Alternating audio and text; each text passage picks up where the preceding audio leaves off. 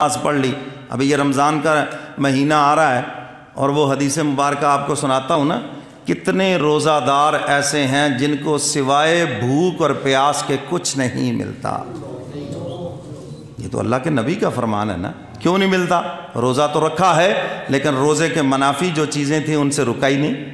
روزہ رکھ کے بد نظری کرتا رہا، روزہ رکھ کے جھوٹ بولتا رہا، روزہ رکھ کے غیبت کرتا رہا، روزہ رکھ کے بہتان باندھتا رہا، رشوت لیتا بھی رہا دیتا بھی رہا، سود لیتا بھی رہا دیتا بھی رہا، ملاوٹ کرتا رہا، غلط بیانی کرتا رہا، ماں باپ کی نافرمانی کرتا رہا، تو اس کا کیا روزہ رہا اس کا روزہ؟ روزہ صرف کھانے پینے سے رکنے کا نام نہیں ہے، بلکہ اللہ کی ہر ایک حرام کردہ چیز سے رکنے کا نام روزہ ہے۔ جس نے حلال چیزیں تم سے چھڑوا دی، حرام کی اجازت اس نے کہاں تمہیں دی ہے؟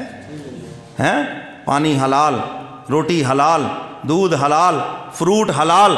جب روزے میں یہ حلال چیزیں تم سے رکوا دی گئیں تو جو چیزیں حرام ہیں اس کی اجازت تمہیں کس نے دی ہے؟ سمجھ آ رہی ہے بات؟ تو اس سے تو بدرجہ اولا رکنا پڑے گا، اس سے رکو گے تو پھر روزہ ہے، اور اگر اس سے نہیں رکو گے تو روزے کے اندر کوئی روح نہیں ہے، کوئی جان نہیں ہے اس کے اندر۔ سمجھ آ رہی ہے بات؟ تو انسان جب گناہوں سے توبہ کرتا ہے، اللہ بڑے